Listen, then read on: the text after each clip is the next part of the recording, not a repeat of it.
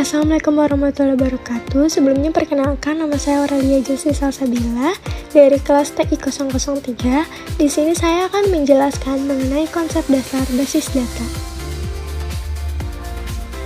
Konsep dasar basis data. Basis data atau database adalah kumpulan data yang terorganisir secara sistematis untuk memudahkan akses, pengelolaan, dan pembaruan. Basis data digunakan untuk menyimpan informasi dalam bentuk tabel yang saling berelasi, memungkinkan efisiensi dalam pengolahan data. Selanjutnya ada komponen basis data. Yang pertama ada data, informasi yang disimpan dalam basis data. Yang kedua, perangkat keras, server, storage, dan perangkat lain yang digunakan untuk menyimpan dan mengelola data. Yang ketiga ada perangkat lunak, sistem manajemen basis data yang mengontrol akses ke data. Yang keempat ada pengguna, administrasi basis data, programmer, dan end user. Yang kelima ada prosedurnya, yaitu aturan atau kebijakan untuk mengelola data. Kelemahan pemrosesan file tradisional. Sebelum adanya basis data, data disimpan dalam file secara terpisah. Metode ini memiliki beberapa kelemahan, yaitu yang pertama ada redundansi data. Data yang sama disimpan di berbagai tempat, meningkatkan penggunaan penyimpanan. Yang kedua ada inkonsistensi data. Perbedaan data di berbagai file dapat menyebabkan ketidaktepatan informasi. Lalu kelemahan pemrosesan file tradisional. Yang pertama ada kesulitan akses data. Pengambilan data sulit karena tidak ada mekanisme standar. Yang kedua ada kurangnya keamanan. File tradisional tidak memiliki sistem keamanan yang baik. Yang ketiga ada sulit beradaptasi dengan perubahan struktur file, sulit dimodifikasi jika ada perubahan kebutuhan sistem. Kelebihan pendekatan basis data. Minim redundansi data, mengurangi duplikasi dengan penyimpanan terstruktur, lalu konsistensi dan integritas, validasi DBMS memastikan data lebih akurat.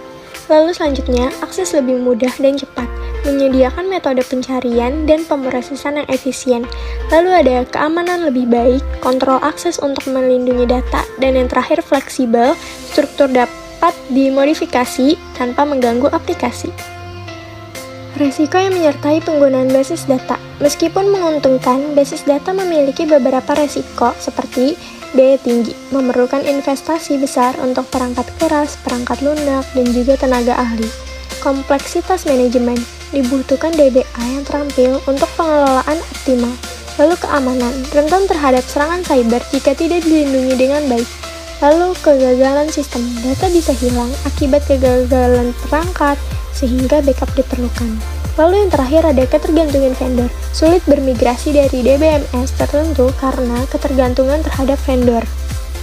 Lalu selanjutnya ada siklus hidup basis data atau database lifecycle.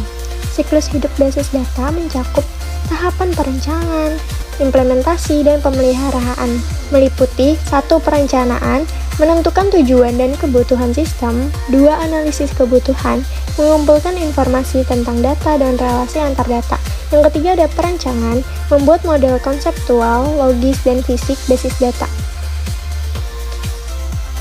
Lalu ada implementasi menggunakan DBMS untuk membangun dan mengelola basis data, pengujian memastikan sistem bekerja sesuai kebutuhan, operasi dan pemeliharaan, menjalankan, memperbarui, dan melakukan backup data, dan yang terakhir pensiun atau migrasi, menghentikan atau memigrasi sistem jika sudah tidak relevan.